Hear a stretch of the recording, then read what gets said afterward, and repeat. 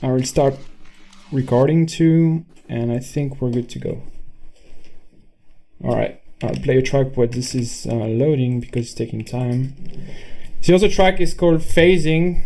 It's more like a trap vibe track where, I don't know, it's weird.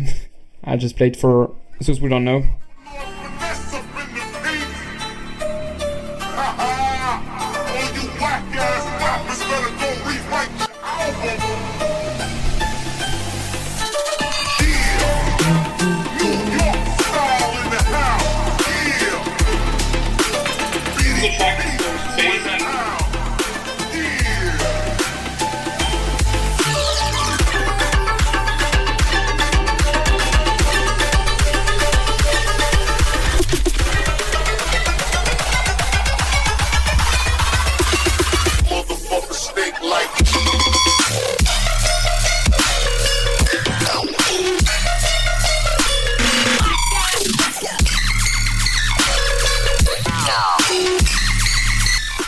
Alright, so I'll show both tracks, Phasing and Invasion today. I'll try to do this in 1 hour and a half or something like that. So, first thing, I use FL Studio, so if there's anything you don't know about FL Studio, you're kind of confused about that, let me know. For those who use Ableton, it should be pretty easy, but again, you never know. It's a bit messy, so like, you actually see how I work. I don't clean up that much, like, I don't know, some people might do. I use FL the messy way, I would say. You know, I don't especially use groupings. You know, I wouldn't group, for instance, kick here and then, or the automation for the kick and stuff like that. I wouldn't do the same for the basses and stuff like that. I wish I could do that, but while I'm creative and while I'm producing, I just go for the flow and I try to avoid slowing down. You know what I mean? So it's important to keep the flow going when you have the inspiration in a track. So yeah, let's start playing. Maybe let's see if it's running well. It should be, but when you invade a place for its resources, you wipe out the indigenous population.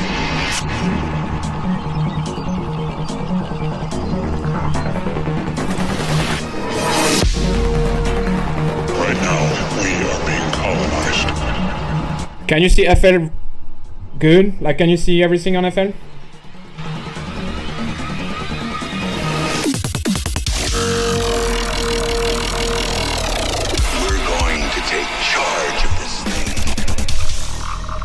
Oh, good. There's a lot of secrets in District 9. Nobody really knew what this place was. Today, lightning doesn't strike twice. You better step left! You better step left! You better step left! You better step left! Better step, better step, better step, better step, you better step left or you might get hurt!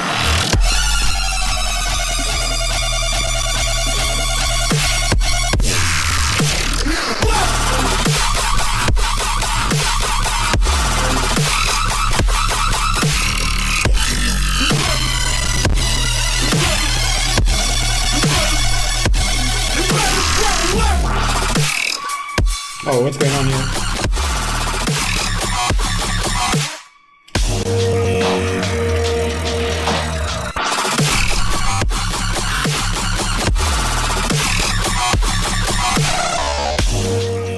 All right.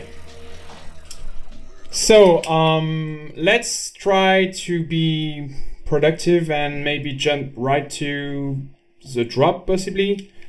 So usually when I do tutorings one-on-one, it's easier, but like right now I'm gonna try and do my best to keep it going and not like look at the comments too much. So maybe let's start by the drums. Like nothing crazy is happening here. Literally just kick, snare, crash, because the rest is pretty hectic. You know, you have different flows going on, different type of basses. So I really try to use my drums just to keep the pace, you know, 145, nothing crazy. Don't overdo it if you already have kind of crazy basses going on. I also produce pretty loud, so you know, if you look at your at my mixer here, for instance, let me show you if I do that. a solo kick and snare, for instance.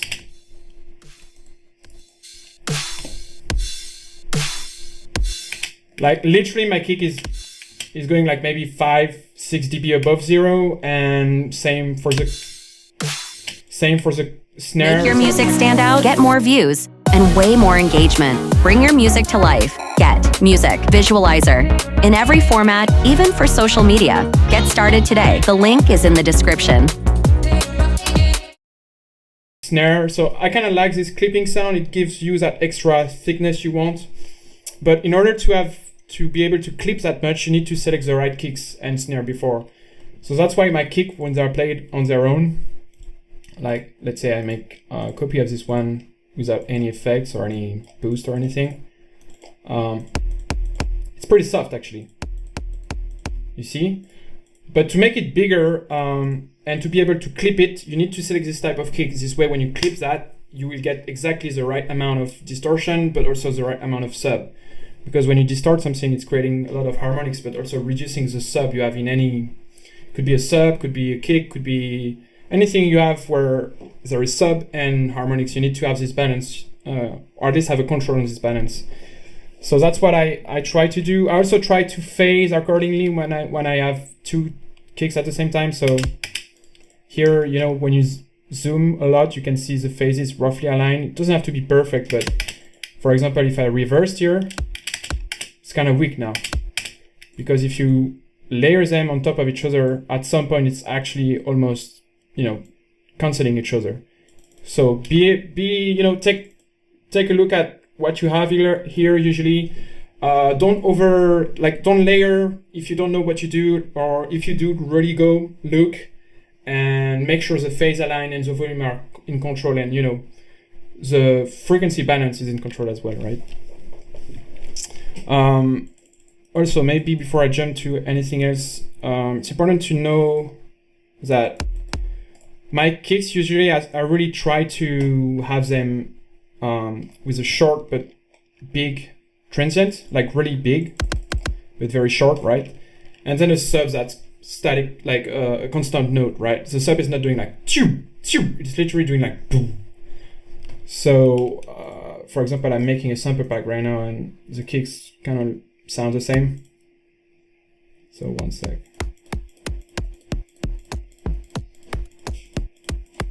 You know, this type of kick I really like because you can pitch them accordingly.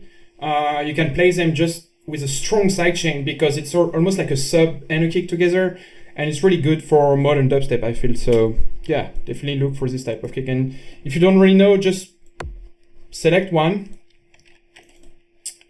put it to an EQ. So let's make a new channel here.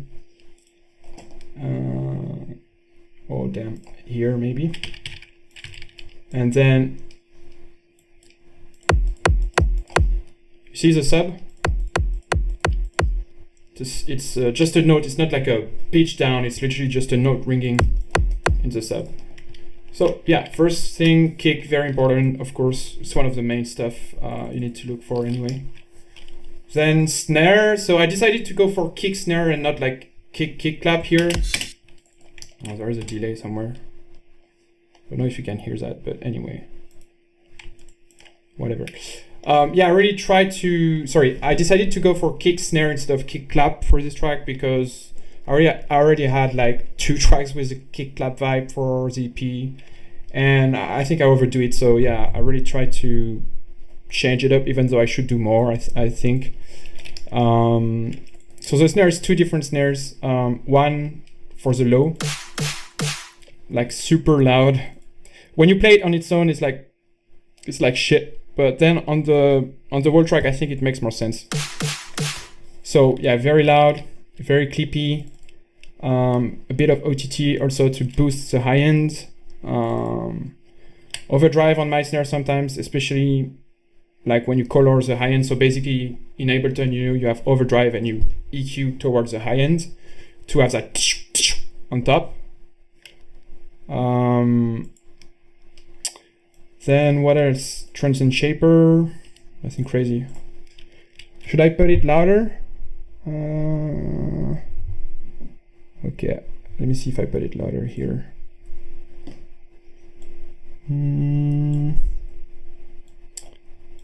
Minus, let's do, I think it's this one.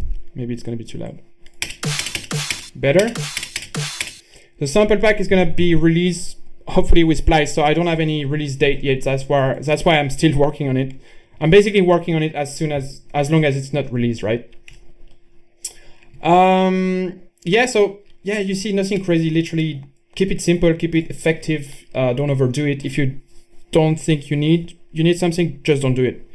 Then my crash, sort of a rock, like very acoustic crash, no white noise or anything like that, that I got from a node pack. I don't know, it's not even here, but yeah, just a bunch of like very normal cymbals, right? But when you play them with the kick here,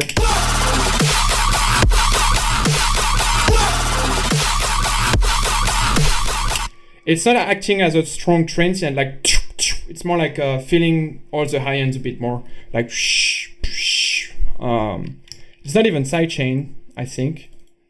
You see, I think it's going directly to, so top drum. Oh yes, it's sidechain for this track. Sorry, it's actually sidechain in that case.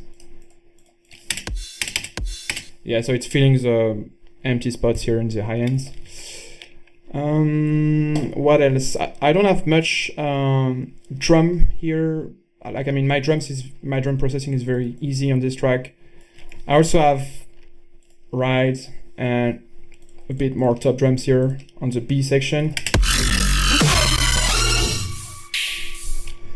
Literally nothing crazy, so I'm not gonna spend too much time on that. Then a shifted hat loop to go exactly with the bass in time. So if I play my bass with it, you will probably hear it. Slightly shifted from the kick and snare. So let's play with kick and snare now.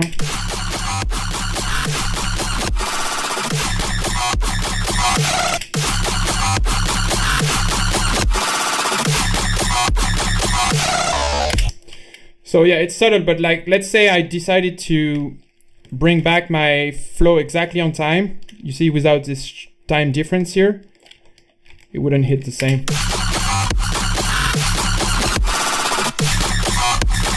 Let's compare again.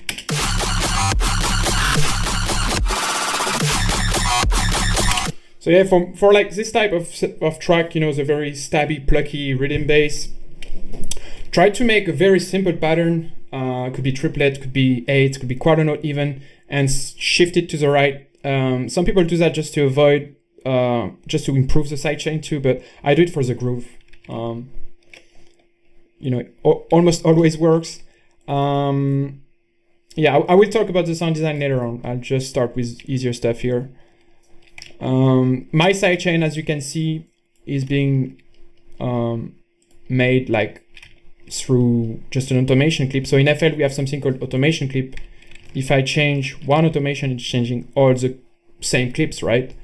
Which is different in Ableton. In Ableton you have to do under every kick or snare, but the principle is the same. You create a new channel or a new audio track here, and you group everything to this channel.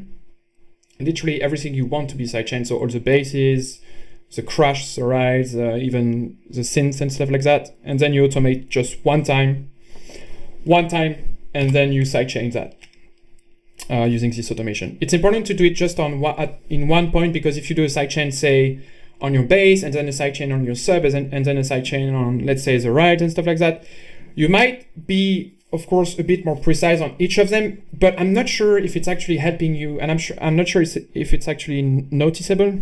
For most, like for 99% of the people, they don't even care about that. And so it's making your life easier. It's making your track, you know, it's quicker to finish your tracks that way.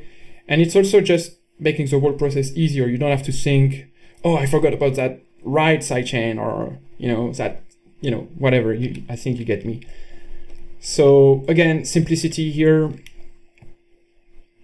Then the bass is another stuff though. It's not very, it's a bit complex, but maybe before going to the basses, I should show you everything without the bass group. So I think it's going to be like that. So right now I'm playing everything except the basses. All right.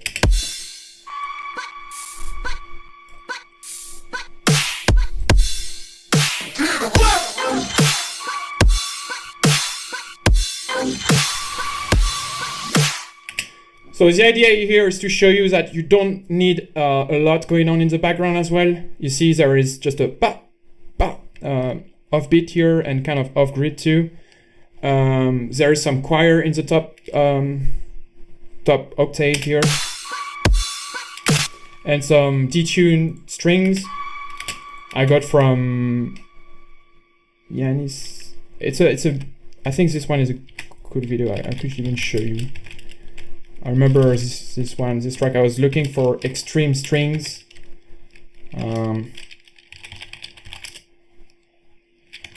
It's called Junke. So sometimes it's important to take some time and dig a bit on YouTube and find the extreme stuff like that. Let me show you. It's just modern classical.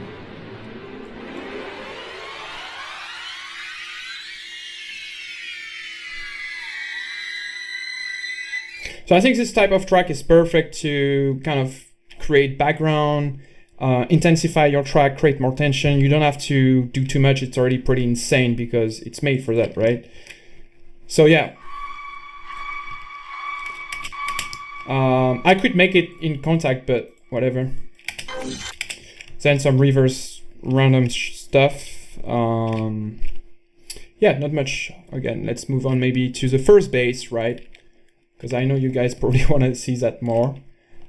So I will copy the whole bass here. So I'm talking about this bass here. Oh, yeah.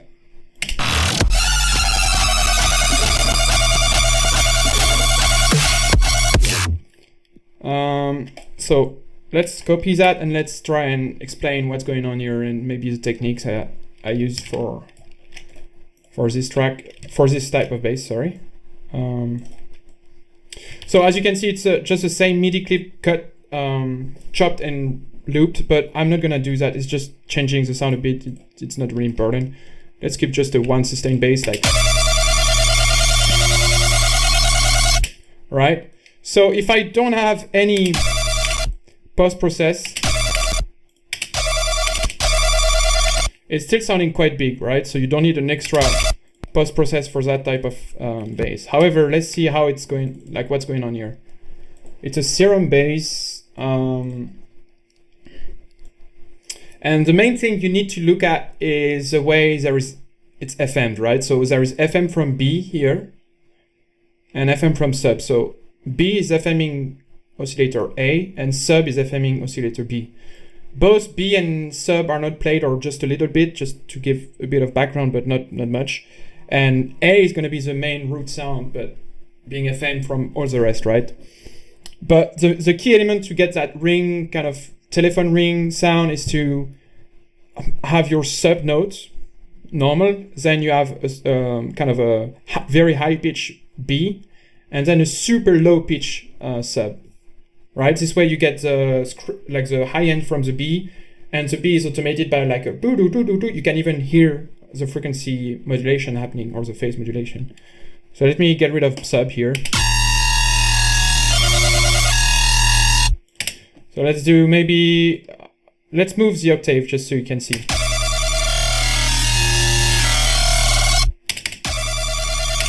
So yeah, this is how you can make this type of basses, and of course you can pitch automate.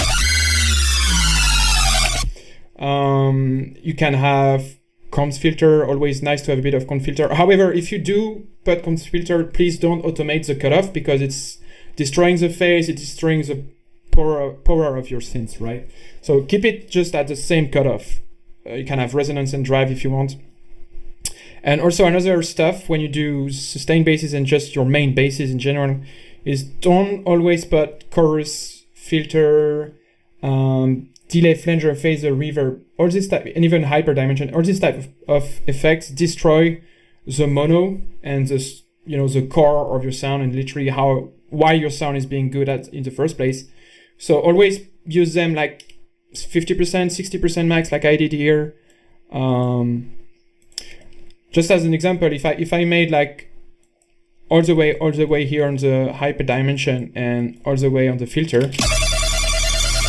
My sound is sounding wider and probably bigger in the first place, or like first time listening to it, but then on the master, it will be shit. So keep it down here, don't overdo it, because this is very extreme, right? You want that mono to be really in your face. Then what else? So yeah, multiband compression, nothing crazy. As you can see, it's pretty straightforward. The core of the sound was CFM stuff.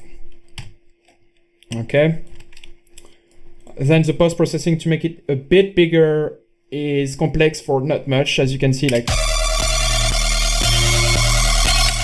my idea here was to boost the low mid again. So I'm gonna maybe talk about that more later, but basically in any sound, any synth you have, if you want them to be your main synth, your really focused synth in the center, it's important that one, they have low mid, like, you know, the or either the sub is covering this frequency range, but it's usually better to have it from the synth. And also this frequency area should be mainly mono, because if you spread that too much, your mix is gonna sound muddy and you don't know why. So the idea is mid-side that, so essentially everything below 250 hertz or around that is being mono, because I'm using mid-side EQing. If you don't know mid-side EQing, ask me here, I'm gonna try and answer more precisely, but for now I assume you know. Then a bit of wave shaping, nothing crazy. A lot of distortion here in the mid-range. So if you guys want to know homicide, I could talk about that too. A bit of EQ, you see, nothing crazy. You're like 65% OTT, which is kind of a lot here. But yeah, it's literally to improve the whole frequency balance, as I've talked about in the beginning. Make sure everything is sounding fat on the low, the mid, and the high ends, both in mono and stereo. So yeah. So there you go. First thing, you already have 50% of your drop here if you use it right. Then we need, like, I needed some kind of response from that synth, right? I didn't want to keep that or make like a quarter note from that. I wanted to have something really different, really, you know, from another place. So in order to change the outcome, you need to change the process, right? If I kept the same basis, I would have had the same result, right? Of course. So I decided to use another part of FL, it's called the granulizer. Looks like this. Okay. And the granulizer is essentially a sampler where you put a sample and you play it at different speed, and the grain is being changed, the pitch can be changed, and a lot of different options here. And that's how I created this sound.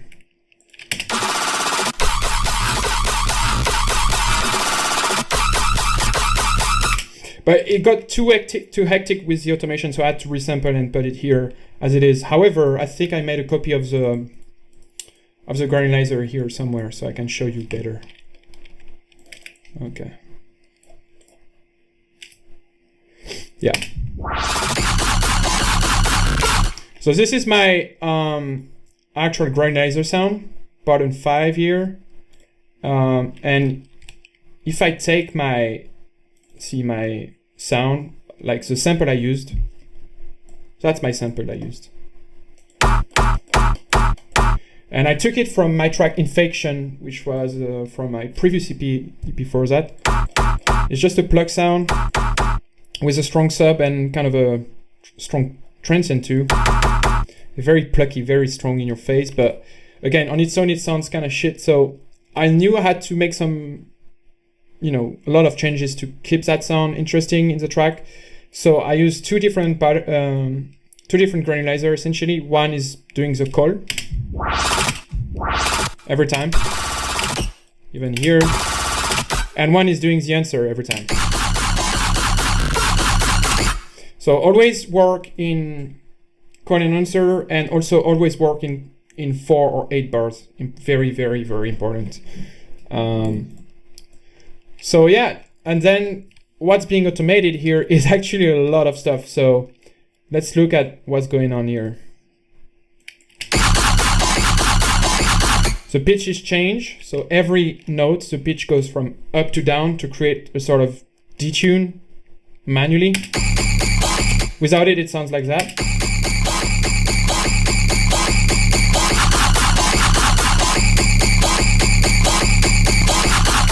But essentially what you want to look for if you try to process a plug sound is reduce the grain spacing, reduce the wave spacing around 55%.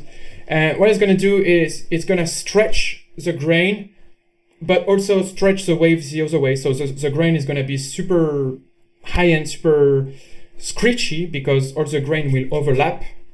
But the wave spacing will make sure that it takes that and stretch it more. So you get super stretchy, but the same length sound. So maybe I could do it with you because I know it's not easy to make this type of sound. We'll try. Again, I don't promise to do the best, but so where's my sound? I think that's my sound here. All right, so new granulizer. For those who don't know FL, you have another option called Granulator, or also Granulizer 2. Literally, it's called Granulizer 2. It's a VST you can put in Ableton, right? Let's do a C5 note, velocity all the way up. Let's do a quarter note flow. All right. Boom, boom, boom, boom.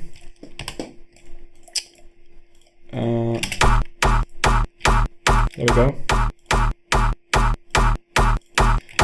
Then the idea is to loop it and stretch it in a way where it sounds fun. That's all. Like you don't have any other rule to follow.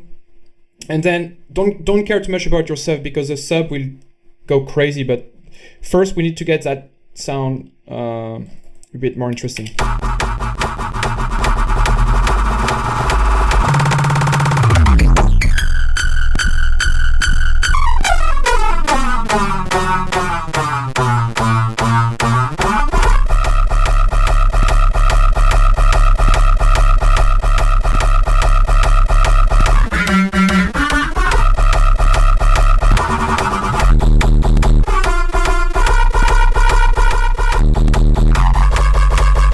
See, the main problem we have now is that the sound is kind of cool, but the volume is changing a lot between kind of quiet to super loud. And in order to avoid that, we need to compress it. That's a solution here. So I think it's my channel for that is 35. So let's try and do 35 here. Machine gun, and my chain is like so. Mid-side EQ to get rid of the stereo and the sub, of course, like especially for granulizer like that. Imager, nothing crazy. The main gut, like why it's sounding better is because of Maximus here. So Maximus is kind of multi-band dynamics if you want for Ableton. And it's giving you the option to draw the curve for your compression and really shape your sound like as much as you can. So I'm not gonna go too much in detail. I could do that later on or in a tutorial or something like that, but essentially it's great. Try to use it, try to learn about it, and if you are interested I could also talk about that more. So now let's see with my compression.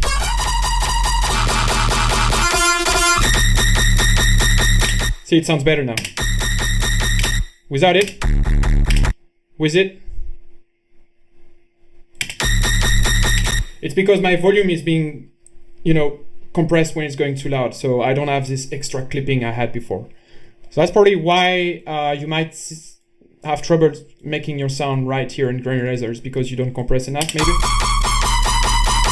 So I mean, you get it. Like essentially, that's what it is, and then just a bit of automation on these parameters.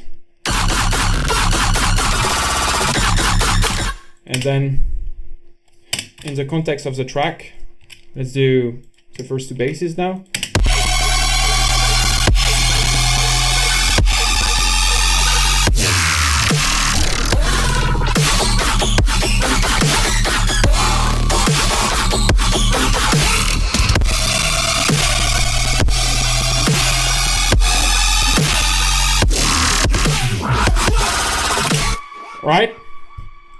I mean, we already have a drop, right? It seems simple, but it's actually quite simple.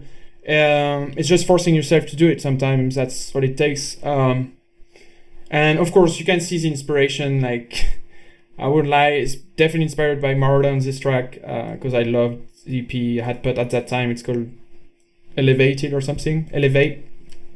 Definitely kind of this flow. My take on it, I would say. So yeah, I mean, let's check the question quick. Maximus is the GOAT, man. Well, Quantizer, I've talked about it. Okay, let's carry on. So maybe we could talk about the intro a little bit, because there's a lot going on, and without the intro, the track wouldn't be hitting the same way, I think. So let's play the beginning. When you invade a place for its resources, you wipe out the indigenous population.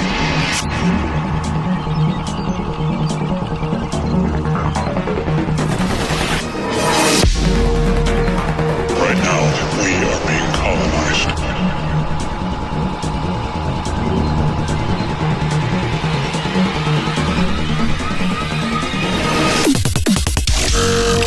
Okay, I will talk about the beginning, but before I do, I have two questions here. What if your sound has too much high end? How do you fix that? Well, my first try would be to EQ the high end and just reduce the high end with EQ, of course. My other try, the other thing I would try is maybe compress in multiband and set up like a multiband compression where you literally have your threshold lower for the high ends. This way you force your high ends to be quieter and keeping the same dynamics though. So for instance,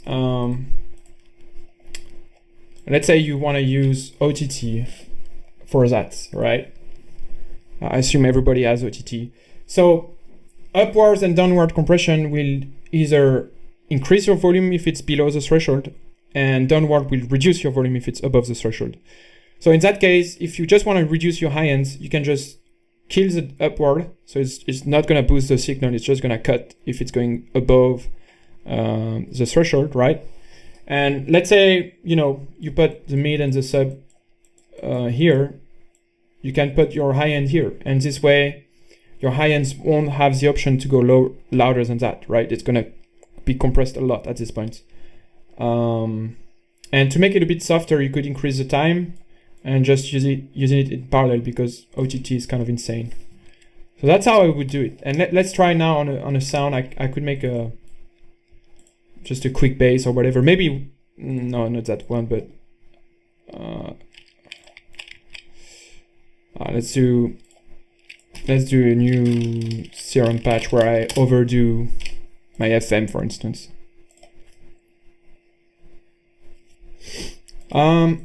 Let's do, boom, there we go, FM.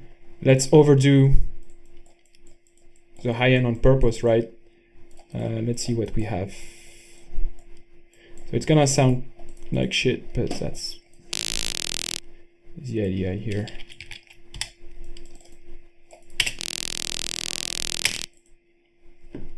Okay.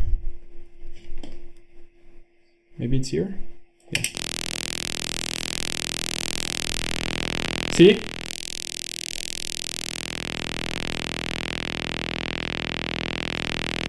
So you kind of keep the sound, but it's also reducing your high end when they need to be reduced.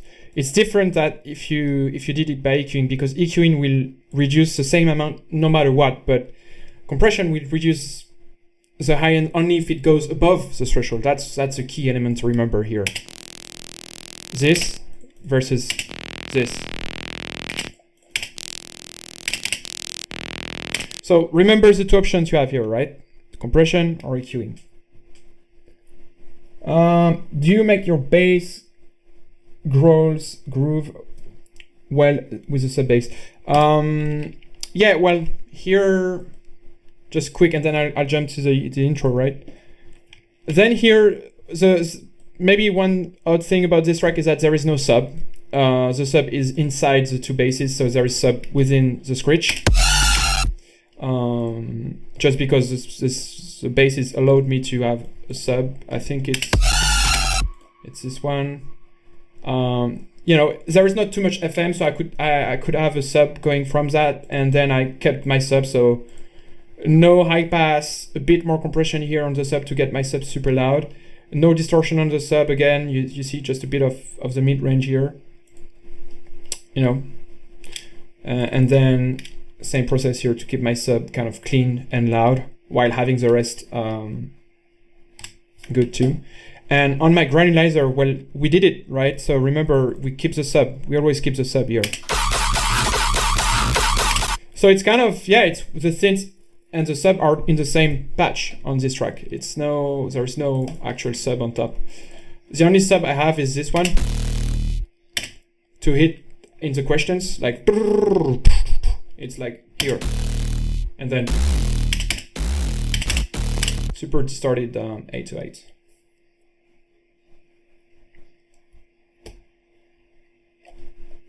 All right.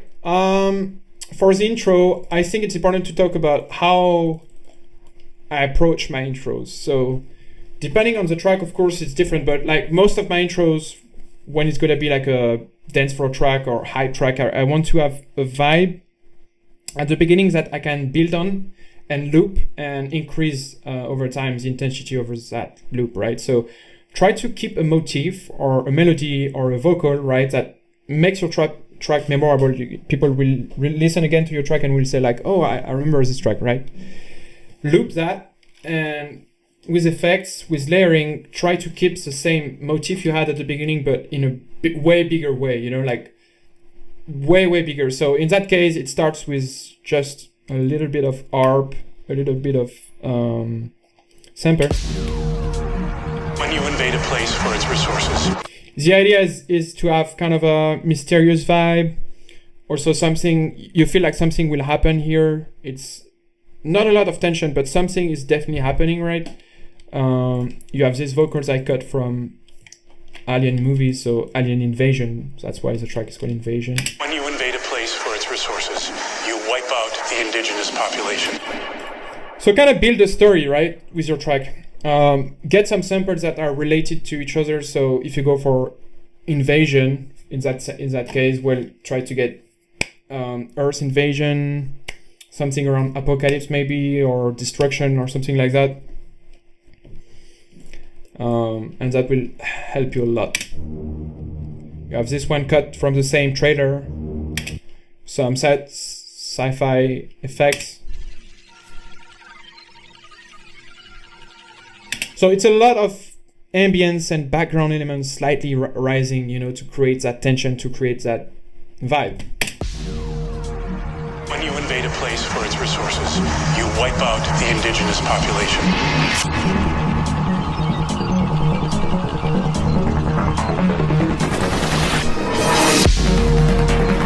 Right now, we are being colonized. Again, I keep going. Same ARP. I made that with Zebra, sorry, it's called Zebra. And it's not showing up. Great. Well, fuck it. It's just an ARP anyway. You can find that. Like some hats. A bit more background stuff. Some ambience. Colonized.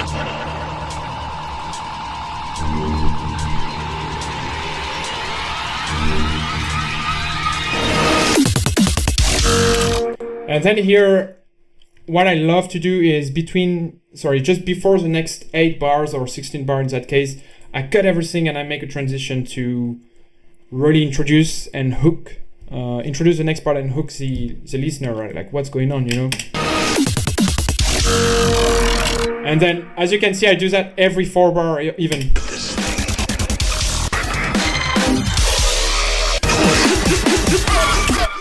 And then, of course, the pre-drop. So you take the same idea as what a pre-drop is, right? Cutting everything else, having a hook, but you do that in every 8 bar before that. That's gonna build a lot of tension and anticipation for the drop as well. And then you keep the same melody or the same motif, and you maybe instead of using this kind of chill pad, you go for a Reese bass.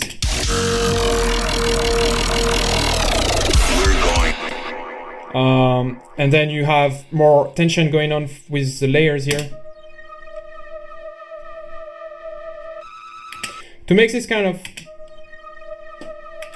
I could show you, yeah, let me show you both. So the Reese bass and the tension layer, because it's something you could use in any track. I think it's a very, useful tool to have. So the first one is a Reese bass. So the Reese bass is like a common type of bass where you just have 2 times the same wavetable or waveform or signal going at a slightly different pitch. So you could use 2 voices, make them mono, slightly detune them, and you have a Reese. Oh shit, I had the weird high-end stuff here. Let me get back. Yeah. There we go. We can make it lower. Right, we can have the detune a bit less. I like that. Then we could have a bit of tube distortion. We could have a bit of multiband compression. Maybe a stronger multiband here, so higher ratio, higher threshold. Acting almost like as a distortion here. We could have EQing, a bit of EQ to get rid of the high end. All right.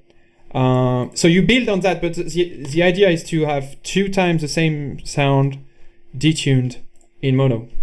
That's it. You don't need to know more. It's literally that. And then,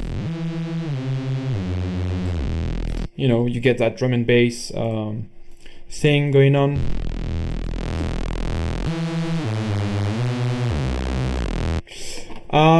What else?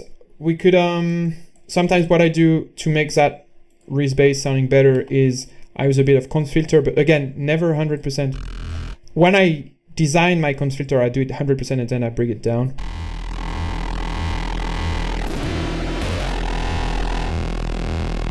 Maybe before.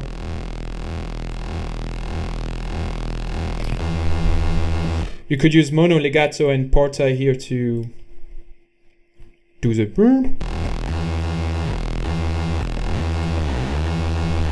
Okay.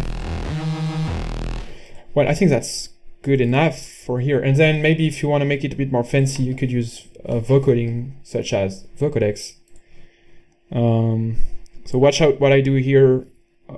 The idea is to not have too much of the vocodex sound and being able to use vocodex in an actual dry wet. With the actual dry wet, because right now with vocodex I could only have vocodex. It just sounds like vocodex.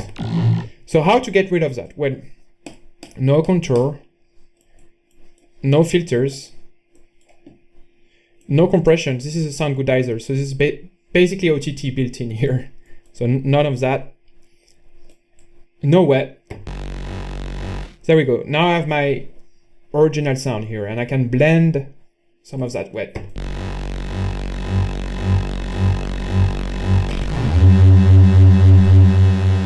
As you noticed, the low mid is most of the time messy, muddy in FL vocodex. So try and EQ that. Maybe add more bands, make them wider.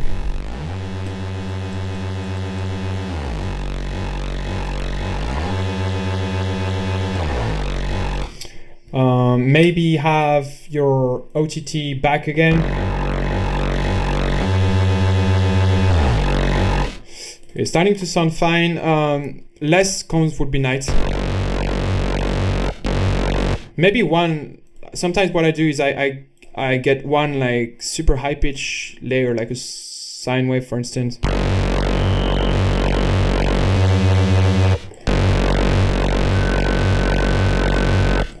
and I slightly FM it.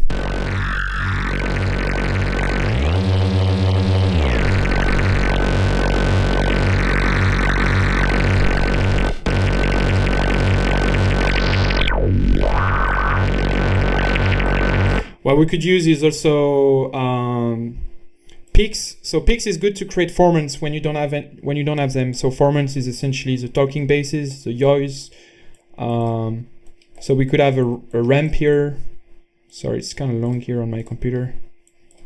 It's annoying. All right, envelope 1/8 for instance, kind of quick here, and have them go do like yaw. Maybe also the mix, maybe the FM. That's how I work is like really kind of going quick from ideas to actually doing. I don't think about what I do too much. I just mainly do it.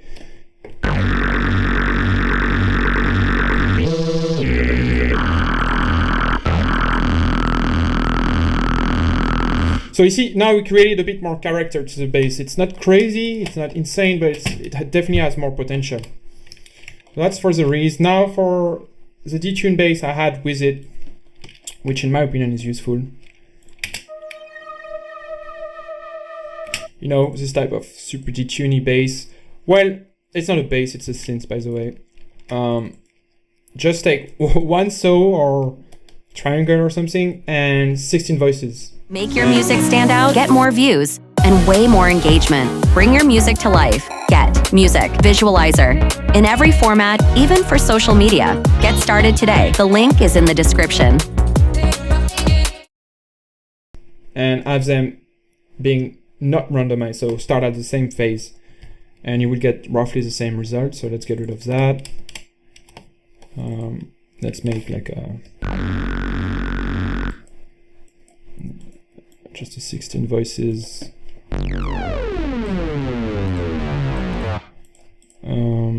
None of that here, it's not a bass, right?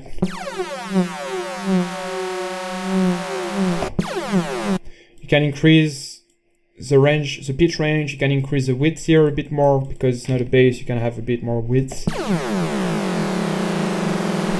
So of course the more detune you have, the quicker it goes to being like completely off key. Or not off key, but super low. The detune phasing is lower pitched. So you can start having, you can start by smaller detune amount to get more high end. Okay, let's do like.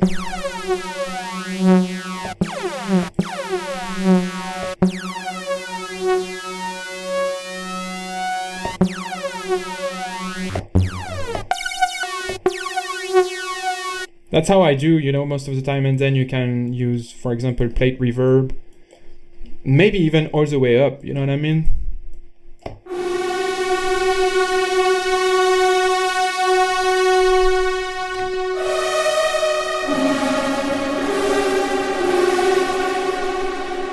Super wet, super easy to do, and super useful. Doesn't having a vocoder on your sound and having not fully dry or wet cause phasing. Yes, it can cause phasing, but sometimes if you recompress and redistort, the phasing is kind of taken care of. So only one melody in your intro is this ARP. Yeah, I don't have much more melody, as you can see. Colonized.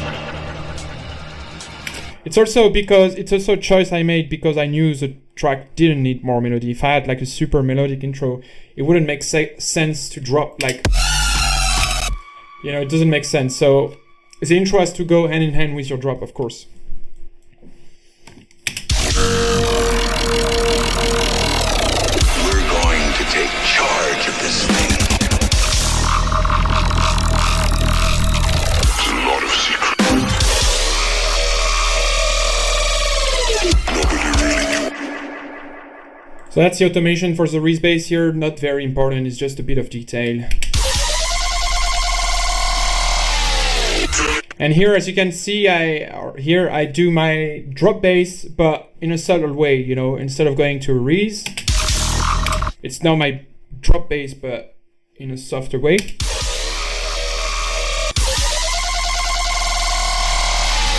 It's okay.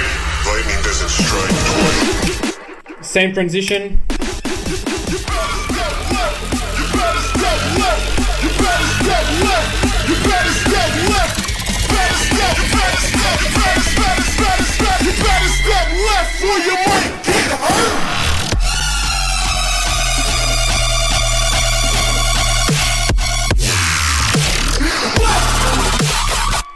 All right, so maybe the last one I didn't talk about was this one, the it's a Reese bass too, but so processed that it's also kind of a growl at this point. It's because of the filtering.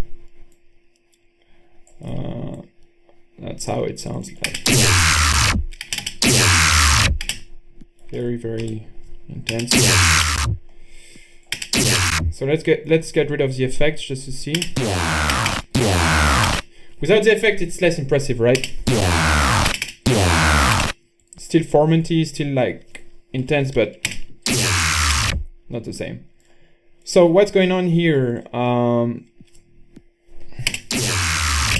So I kept my Reese bass. See, 2 voices, mainly mono, slightly detuned, same stuff. A lot of pitch automation, like if I get rid of my pitch automation, it sounds like that. And then that type of super gritty wavetable, right? Creating the extra content on top of the saw wave to have more elements in the mid-range to work with.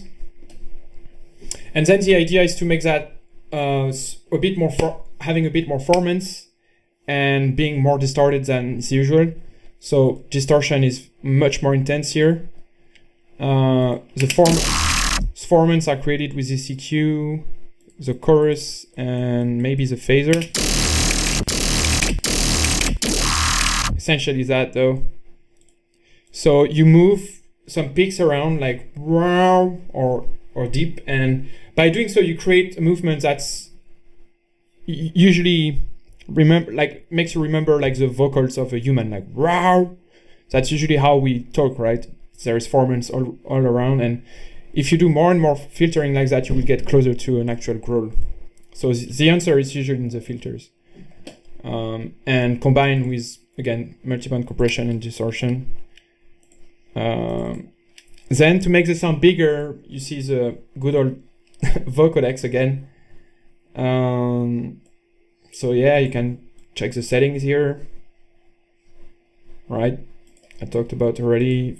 Homicide, nothing crazy. Yeah, so then the same process. But then, like, okay, let's say you have everything. You have your different basses, and each of them is processed in a good way, but they don't fit together. You know, there is one always louder, one has more sub, one has less sub. They don't match, you know, they don't glue together. Well, the right way to finish your drop is by routing all your basses to the same group, and you can call this group like bass group or all bass, like I do most of the time. And by doing so and compressing this group, you will create a lot more link, and you will glue all the basses together. So here the glue is applied here, direct all bass, and even here there is a bit more going on. So if I get rid of these, see, it's like already it's sounding weird.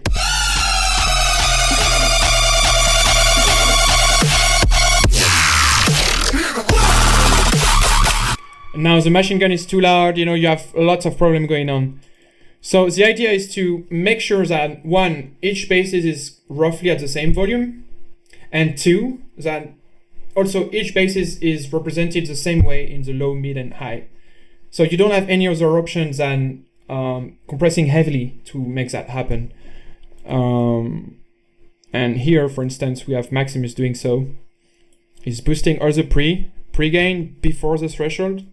Boom, boom, boom. And then it's cutting like straight up at 0. So it's almost like a limiter at this point. And then I have another layer on the master here to do a bit more compression. EQing, a bit of distortion even, because for this track I wanted to go super hard. I don't usually do distortion though.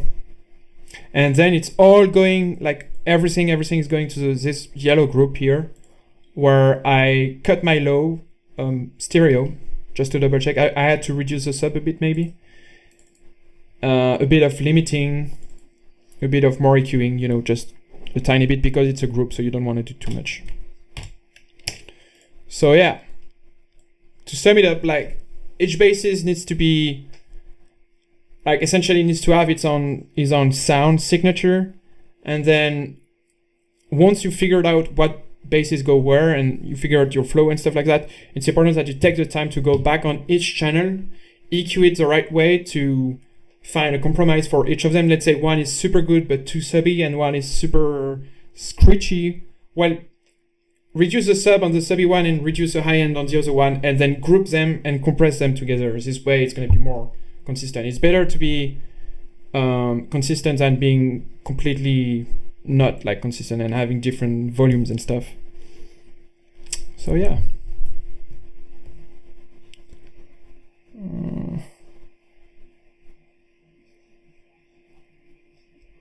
All right, so let me know if you have questions. Maybe I don't see everything. Why will you break low by using movies? Well, no, if you just use a bit of quotes like that in the intro, ripped from a trailer, bro, like I don't think it matters that much. There is way worse. Like the worst is I used an acapella here I didn't even clear. Look. You better step left. You better step left. You better step. Obviously, it's not my voice, right? So yeah, it's not very important. I mean, it should be, but for dubstep like that, I don't know. It's just a common practice to use quotes from movies and acapellas and stuff like that. So yeah, because I don't see much more question, I'll just move to maybe another project. How do you make a screaming bass? Well, there is many ways to do so, but I guess the most common way is FM. So if you want, I can show you that in the new project. And you could also do a screaming bass with just a peak and a distortion. So I'll show you. It's one of the easiest to do if you know the technique.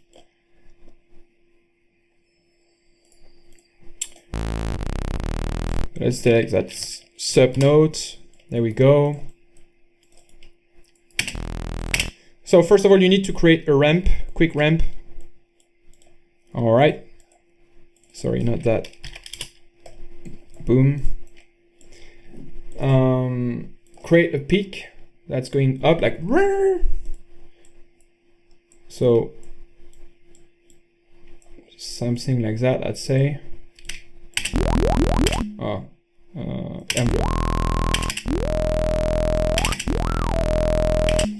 All right, sounding cool.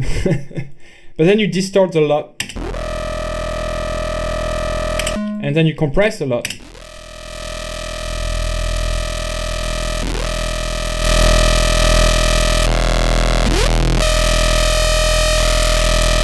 You can change the distortion algorithm.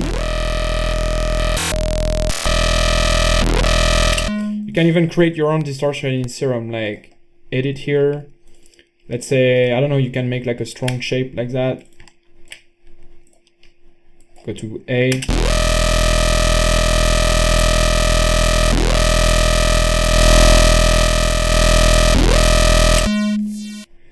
You can do two picks if you want, you know what I mean? Like you can do...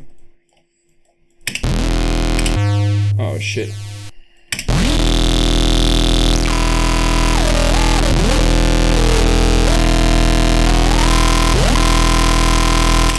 If you want to be in key, you can also use here the pick 24. Oh shit. The pick 24, one sec. Pick 24 again. Strong resonance, and then use that. And the key will link your cutoff to the key. However, I need to bring it back to 440. All right, the thing is now, because I play a super low note, my resonance is low as well because it's linked to the key and it's linked to the note you play. So a good way would be to do -4 here, and then the actual note can be moved 4. So 1, 2, 3, 4. All right, too high. Maybe one less. And then 3. Let's double check. I'm not sure it's gonna be exactly in key. Let's double check. I'm not sure. I don't. Fuck, it's not in key. So what's going on here? All right, let's do it manually then. I'm pressing a E.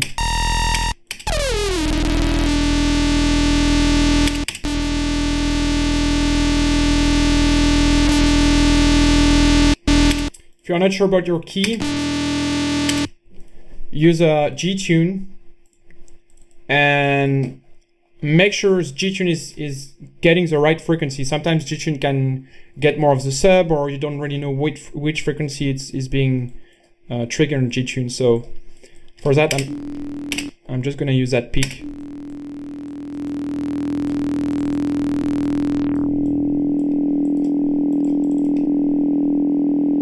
So it says it's a D, so I'm not sure here. Maybe 440. Let's see.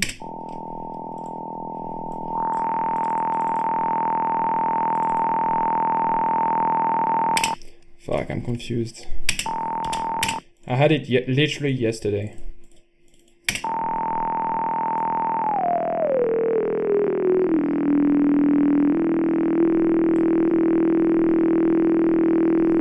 There we go. Okay, now it's a E, and now if I change my key, it's gonna change my resonance in key. Normally. All right, let's bring back these.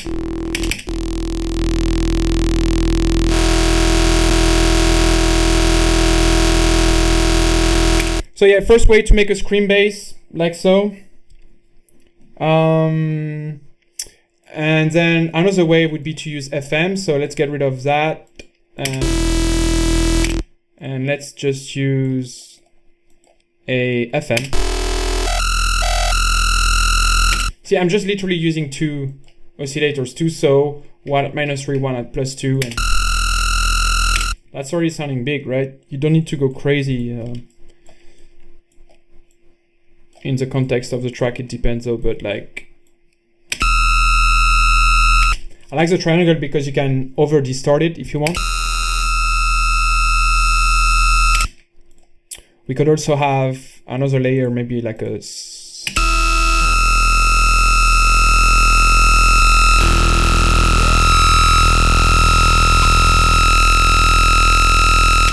sometimes it's cool to have the formants one here.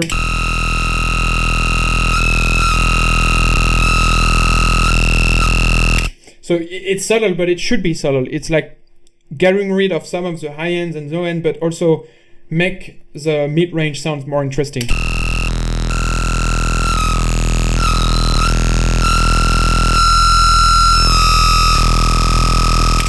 Then to make it like more extreme again, let's do the same technique I showed you at the beginning for those who missed it.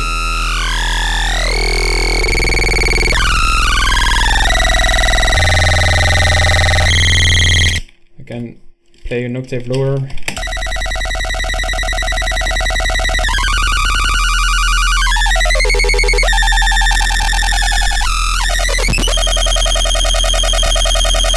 I mean, that's easy to do. It's just FM usually. So to sum it up, distortion, peak, or FM, or both, but most of the times that's where I go. Reverb filter. All right, let's do it.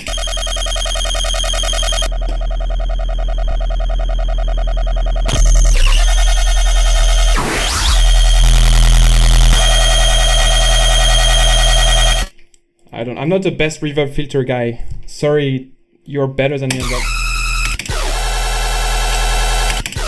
That's kind of... Okay, I like that. How did you find your own unique sound style? Is it just by ear preference or system you follow? Well, I think it started as just a preference for, to be honest, I'm gonna be straight up honest here. I was trying to make the trench getter sound back in 2015 or something.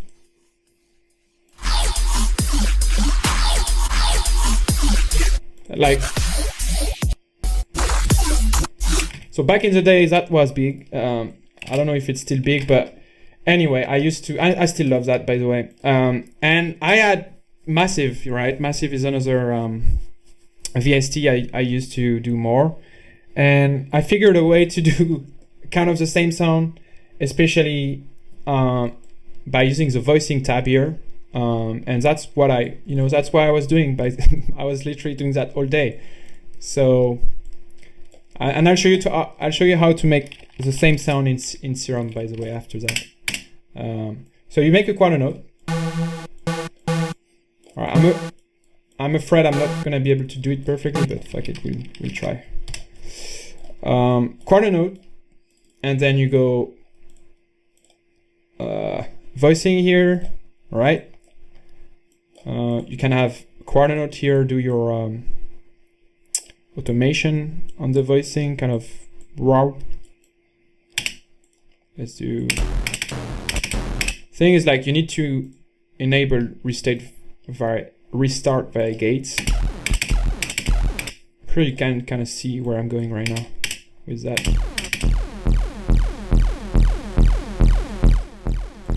Automate that.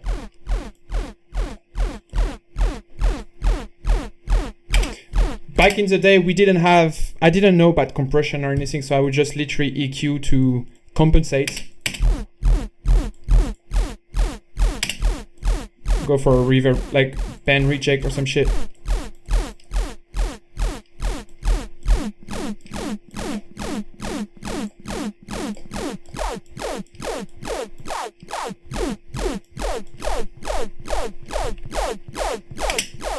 Carbon. Try and find.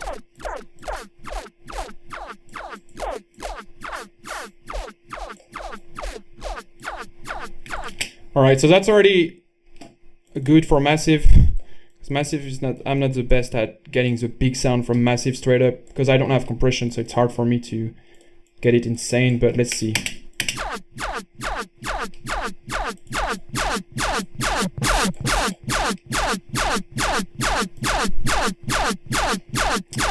Let's do Maximus here.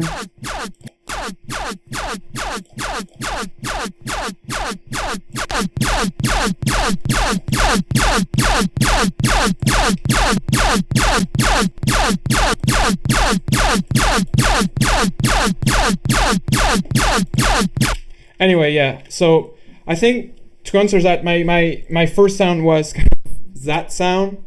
And then I also got a new habit of, as I said, routing everything. So every synth I made to a rack called All Bass. This rack changed over time, but basically it's just multiband compression and EQing, and it's actually here. So you can, I'll just show you everything so you can try and do the same. OTT. That patcher too. So Saturn here, 50. It's this preset. There we go. Maximus, more OTT. So if I link my first bass to that, it's already a big difference. But then when you link every bassist to that, it's also creating your own sound because all the EQ is being applied to all the basses, the same compression, and then you go to the same type of kicks, the same type of sidechains, the same type of flow sometimes. So yeah, you get your sound over time by doing the same process. So it's important to have kind of, I would say 30% at least of your process that's always consistent, but then 70% of the rest that's always changing, if that makes sense. And depending on the 30% you choose to replicate every track, your flow is going to be unique. You know what I mean? So for me, it's my processing. For other people, it's the effects I put, and other people, it's the ways they make intros or arrangement. You know what I mean? So it depends.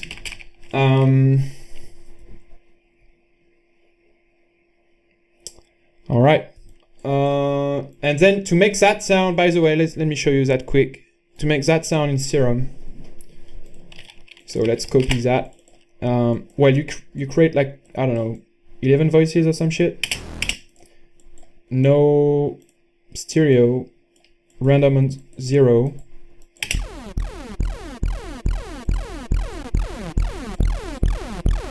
Maybe a bit more range here.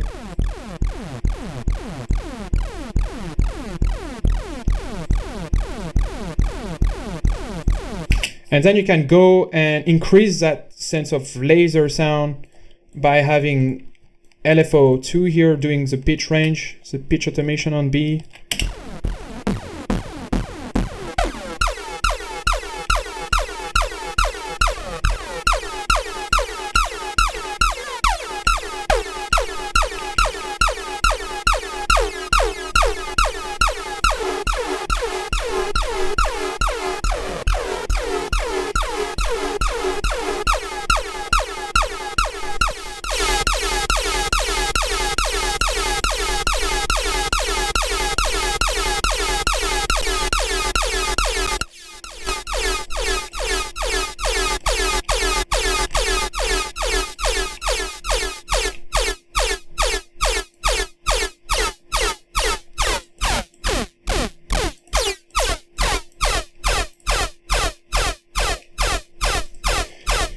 So you get your sweet spots here, and then you apply EQ, compression, and the same shit.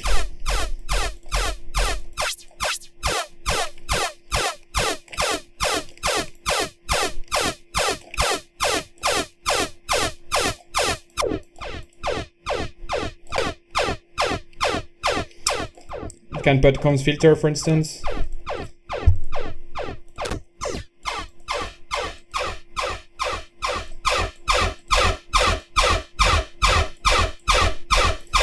Then let's say I already sent that to the group. Let's see.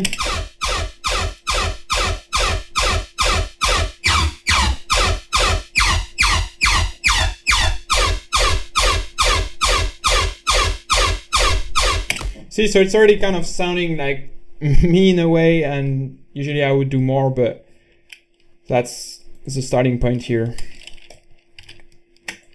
So it's all about the techniques and not really about each specific sound. It's more like how to make this type of sound, like how to make a Reese bass, how to make the laser sound, and then you can make your own.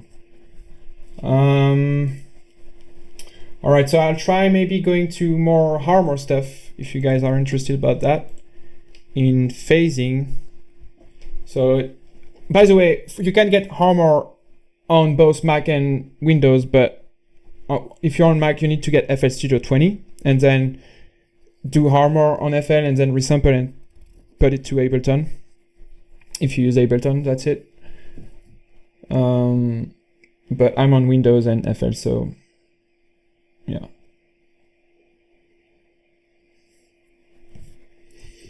Yeah, let me know if you have any question, because it's gonna load for like 2 minutes.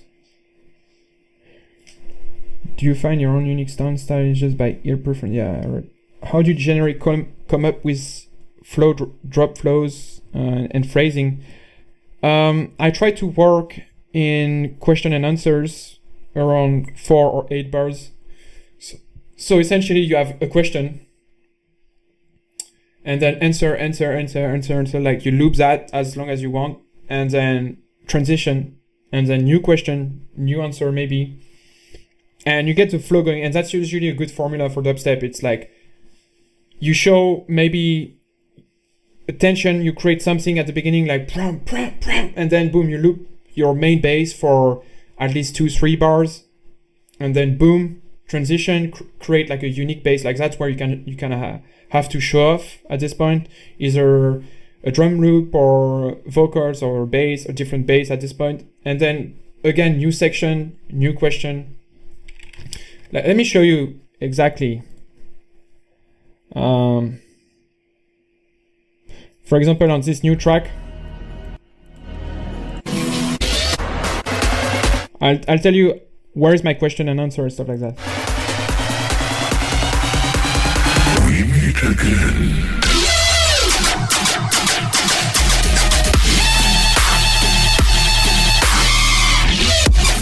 So question was a brrr, and then answer was ta-dun, ta-dun, ta-dun, ta-dun. Even if it's a fake drop, it's still question and answer here.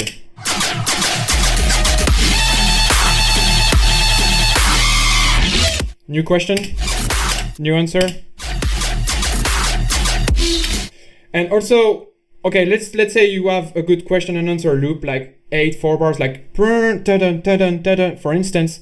It's important to have a new other question and answer section, but this one should be a reply to the first one. So it's like, how would I explain? You know, let's say from, I don't know, you know, you have question, answer, it's going to be your first 4 bars, and then, so next 4 bar is also another flow, but this flow should reply to the first flow as well. So it's like consistent between each other. It's not a random flow coming out of nowhere. And it's also not too similar. It should be different. And if you have that over your 16 bars, essentially what it is most of the time it's like 2 big groups or 1 big group. That's going to be a full consistent drop. And inside that you have maybe 2 question A, answer A, 2 question B, answer B. And then you can zoom more and you can see smaller question and answer. And it's like a, how would I explain that with an image? Because I don't know in English how you say that. But you see, that's it. That's the smallest question and answer into, and 2 of them equals to that, 4 of them equals to that, and maybe 8 of them equals to the drop. And maybe that's your drop, that's your track too. You know, maybe the intro is also like, you know what I mean? You can get further with that technique. It's very important. What software do you use? I'm using OBS right now to listen to FL Studio at the same time. Well, yeah. Nothing. OBS works fine, I guess. If you saw my question, what is your way of sidechaining? I didn't see this question. My way of sidechaining is I group everything to a new channel, and then I automate the volume from this channel. So I'll show you here when it's loaded. Sorry, it's taking ages. Alrighty, missing sample. Great. So my sidechain, where's my side? Yeah, here is my sidechain, right? Channel number 1. If you look at what's linked to this one, let's see. So all of the lit green lines here are actually going to the sidechain in a way, and not going to the master directly. They go to the sidechain first and then to the master. And this one is just being automated, volume automation straight up. No shaper box, no compression, no limiter, nothing, just volume automation. And you see my volume automation below each kick and snare. All right, so let's play the track maybe. Let me get rid of the CPU stuff.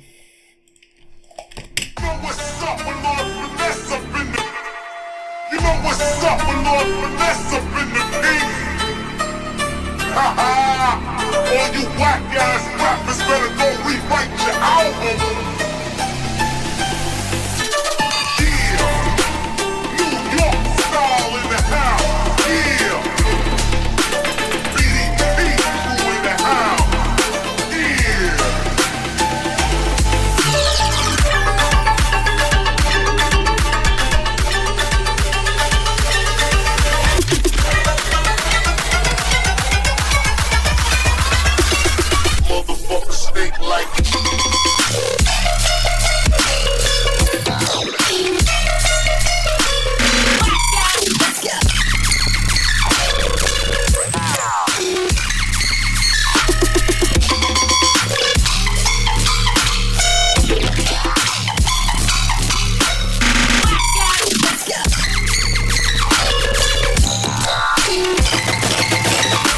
Damn, the CPU is crazy.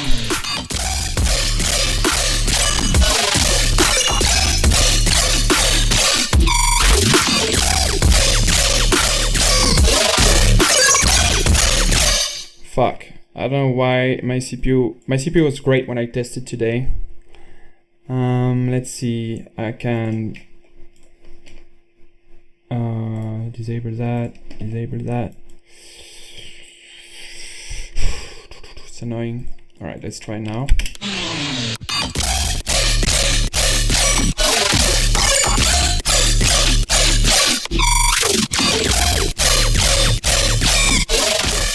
Fuck it. Let's talk. Let's select a few elements maybe and talk. I mean, you know the track. The track is from my new EP, so yeah. Sorry about that. I don't know. It's lagging a lot, so I should talk about different elements maybe. So I see a question about maybe the build-up here and how I do my build-up. So I didn't talk about that in the previous track. So maybe I should talk about that. So there is different ways of doing build-up. The first way would be to like softly introduce tension, maybe with 1 or 2 layers, and then quickly rise to the drop, right? And then have your fake drop or your pre-drop and then drop. But like smoothly and quickly, but it's also very effective. But what I like to do is having longer build-ups over 8 bars most of the time. And I take 1 or 2 elements from the intro, 1 or 2 elements from the drop most of the time. And I literally chop and loop them and make them have the same movement. So pitch movement, reverb, filters and stuff like that. So in that case, I took a bit of that melody, looped the drum from the drop, looped some of that. No, it's not even a loop, it's just 1 sec. The layer. What else? So let's play maybe that first. So you create tension by looping that one element from the intro, and because it's looped, it's gonna be questioning a bit more the audience about what's happening. It's gonna create a lot of tension. So you don't have to do much more. You literally chop, loop, automate. That's it.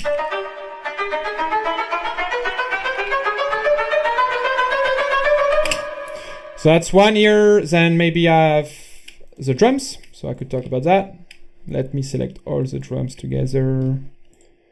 There's usually like 4 or 5 different drums, like kick, clap, drum loop, you know, maybe breakbeat here. I don't know, it's not even on here. Also, if your drop is in triplet, make your drums in triplet. You know, don't do quarter notes or like 8th note build up to a triplet drop. It's a mistake I've done, and it's very, very bad. So it's not good for the flow most of the time.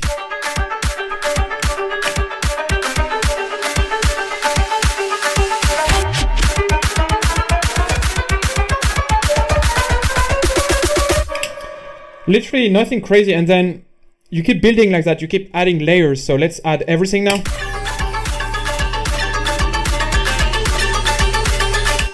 There is a drop bass that's being put in triplet and automated the same way that the plug from the intro is being automated. Look.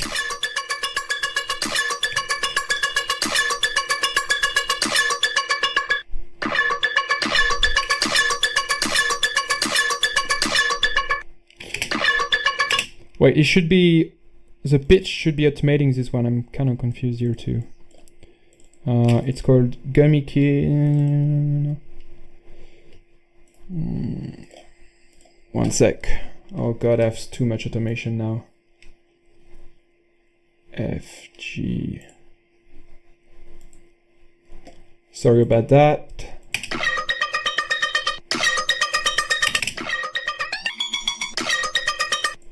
What?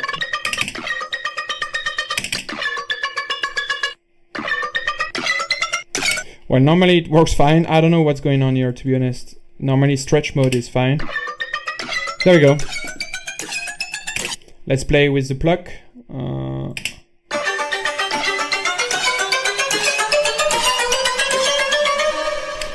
By layering your bass in a subtle way like that, with your intro, you merge both, and it's making your life easier for the build-up because you have the perfect bridge between both the intro and the drop. It's also important always, you know, to have kind of a break before the build-up where you do a big cut transition. Sometimes even, after 4 bars, you can have a quick break. Sometimes people do tape stop or reverse snare or something like that. Here I use the Reese bass and 3 snares.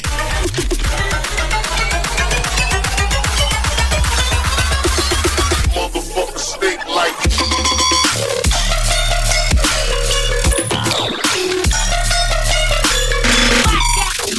So I decided to go more for like a trap drum flow. So if I solo, my drums sound like that. Not 4/4, not like kick snare, more like kick snare, kick snare. Nothing crazy though. A bit of cymbals and stuff like that. But maybe I should talk about the way I did my bass here, because I think it's a bit different than most of the time. So let's put it here.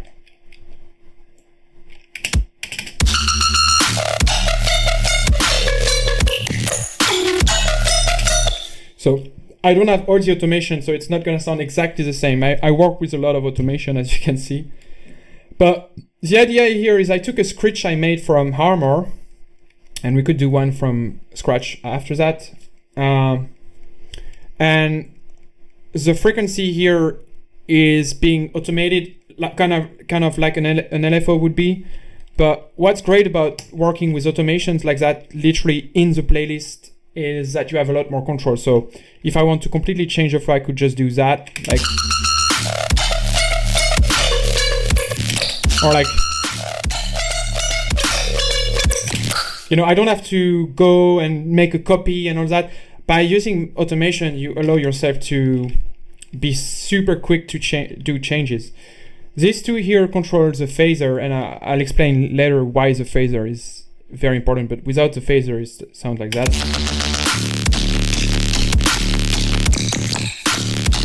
Just to distort it so. So the phaser is the key here. And then it's going to, again, distortion, compression, and then the whole bass group. I talked about compression, right? And then the sidechain. So how to make this kind of weird sounding bass, kind of screechy, trappy bass? Well, the first thing we need to do is a screech, and then we should automate the LFO. The low pass from that screech. So let's maybe. I thought it was useful for people, so let's do it. So wet fill is... Make your music stand out, get more views, and way more engagement. Bring your music to life. Get Music Visualizer. In every format, even for social media. Get started today. The link is in the description.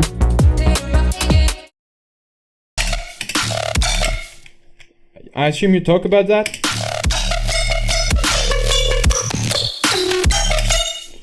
Yeah, I don't know. Let me know, because I don't really know what the wet fill you refer to.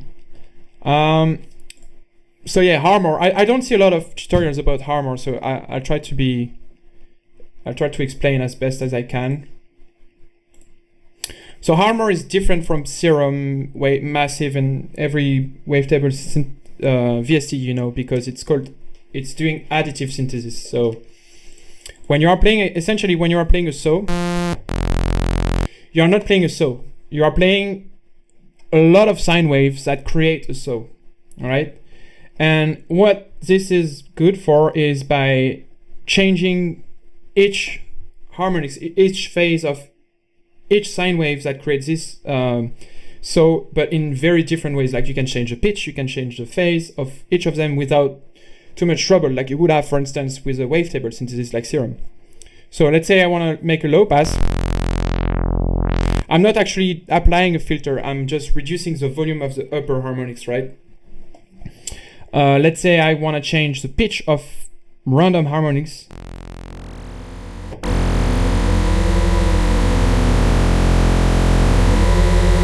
I could do that, Also, what's great about the phaser? So, normally a phaser is just doing something like that, right?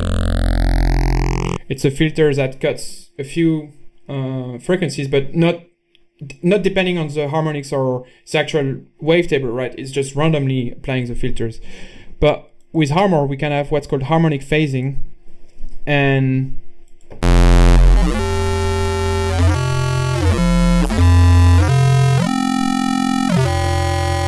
right, that's where it starts to be fun, because now we can make a lot of different variation around this saw wave while keeping the phase, while keeping the volume great, you know, it's all clean and all that. So that's very, very important.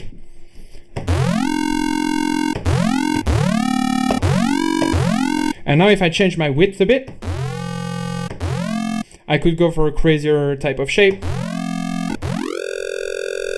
You know, it's randomly cutting, not randomly actually, sorry, harmonically cutting frequencies. So if you keep harmonic 2, 3, 4, you will keep harmonic 4, 6, 9, something like that, like all the multiples from this one harmonic. You can keep the sub here. We can distort and compress. Let's do that now, quick. There we go.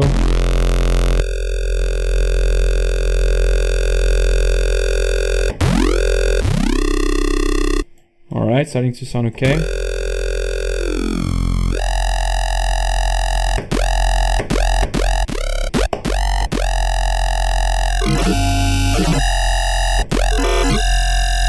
You see, like, we have lots of control now over the sound, but it's so unique. We can also do the detune like Serum would do, but it's not actually detuning, it's emulating the sound of a detune, you know, because remember, we are not actually doing what we do, it's just applying that on sine wave to fake it, right? So it's not phasing, it's just reducing like a phaser would do the harmonics, right? So if I do a detune, I get this kind of wet sound, right? But what's great about it is like I can stop the detune at any time by cutting, you know, cutting the pitch difference like straight up. And depending on where you stop, you get different combinations. So it's kind of being lucky here. You can be in stereo, mono.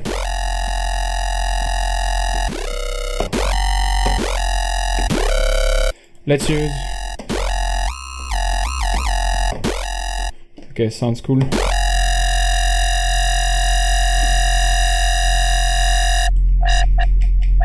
But remember, I didn't even yet touch my filter here. So what's great about that is we could make a good flow with that. Let me show you. Let's use this screech to make the same groove we had. So you automate the low pass here. You create like a, let's say D sharp. I think it's D sharp I did. Yeah, D sharp.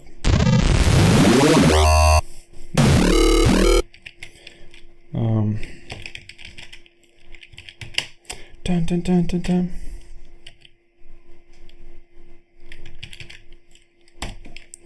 So now we can actually go in depth here and do our own shape. You know, I'm automating the low pass shape now.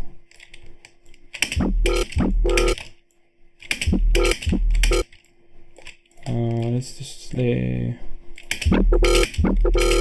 I'm too slow. Dun, dun, dun, dun, dun. Maybe like so.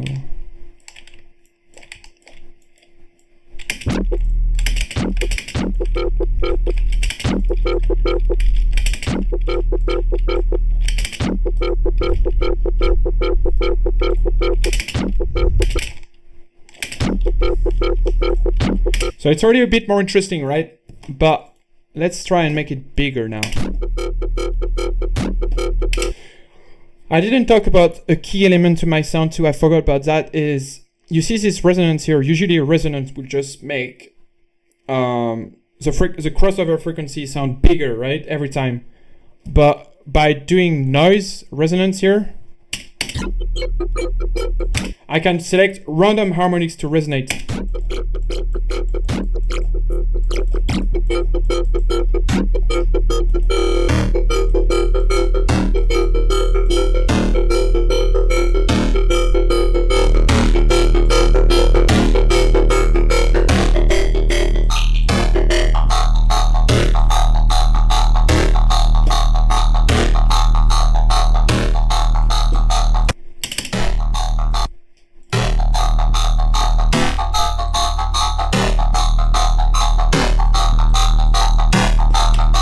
So essentially that's how you do it, you know. Phaser, harmonic mode, automation of the LFO, of the low pass.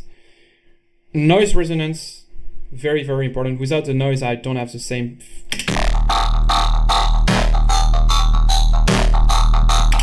And then blur. Blur essentially is a decay on each harmonics.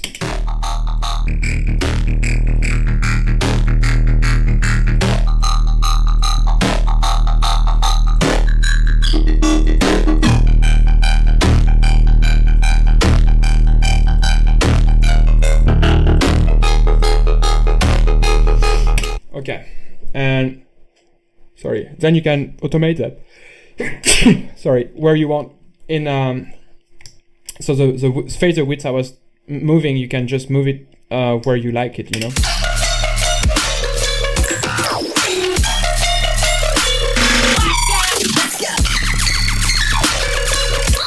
So all the movements I have here comes from the same one bass. I don't have different copy of that bass. It's just one bass.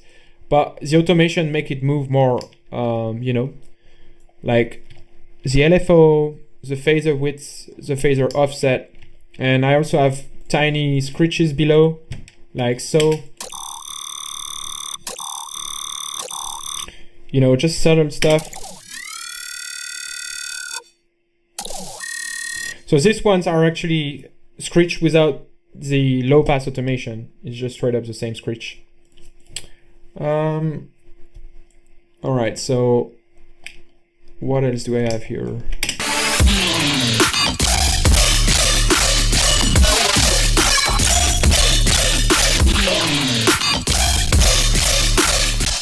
Damn, it's insane on the CPU right now. Sorry about that.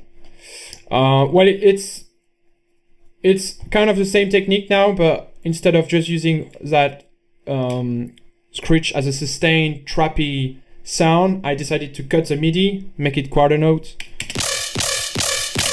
and make it resonate more, and layer that.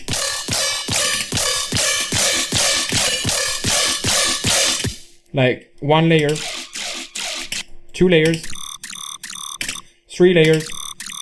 Oh, I can't hear this one. 4. So then it's a matter of finding good layers in the same keys, the same flow. Here it's quarter notes, so it's not hard. And make sure they fill the empty frequency areas. So right now this one, the main sound is very strong on the high ends, but a bit weak in the mid range. So I decided to have this one cover this. Sorry, let's play. More like you know what I mean? And that another one in the hands even. So that has a bit of too, the low mids a bit. Yeah. So not much here too, you see. Do you have any question on that? Do you normally use Harmor for your basses? Yeah. Well, I would say 50%, but like I talked about the sustainy basses. Sorry, I've talked about the basses in Harmor where I use what is it? The wavetable or the sine waves if you want. But you can also drop a sample here and apply the same process I did here, but on a sample. Right? So that's, for example, how I made Saul and other tracks like the Ecraze collab, and I would say 30% of my tracks I do that process. Yeah, so a lot of Harmor for sure. Do you master your own track? Yes, well, I don't master, if that's a question, but I make the final mix down of my tracks, yes. I mean, I have a bit of mastering going on here. As you can see, there is Pro Q3 cutting the stereo in the sub. Low-end focus here, which is great, by the way. It's Ozone 9 low-end focus. You should definitely watch out for this plugin. It's a plugin that allows you to either make your sub sound thinner or fatter, but also your kick. If the sub is thinner, the kick is going to be more intense, but if the sub is more intense, the kick is going to be softer. So essentially what you do is you change the contrast in the low frequency between kick and sub. And I don't know how they did it, but it's very, very impressive. It sounds very good. So in that track, I wanted to have my kick a bit stronger and my sub a bit thinner. That's why I did 34% of contrast. I could have done the opposite by turning it down. Definitely check that out.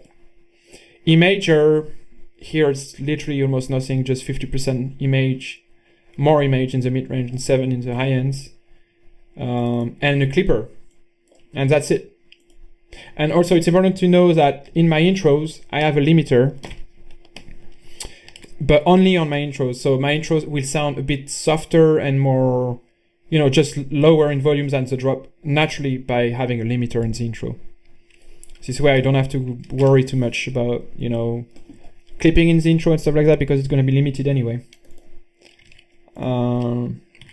Yeah. Same process, kick, snare, strong, solid, a bit more trappy though, so a bit more thump, like, you know, it's a bit more than, if that makes sense. That layer here. And then the snare.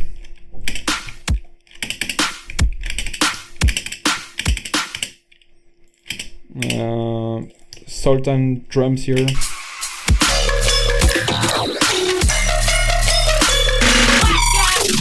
So yeah, this track is essentially Harmor, if that's a question. Alright, so I think it's time to end the session, boys. Well, thank you for tuning in. I think the hour is gonna be recorded and put on the website too later on, so you can rewatch, and it was a pleasure, and I'll see you next time. Yeah.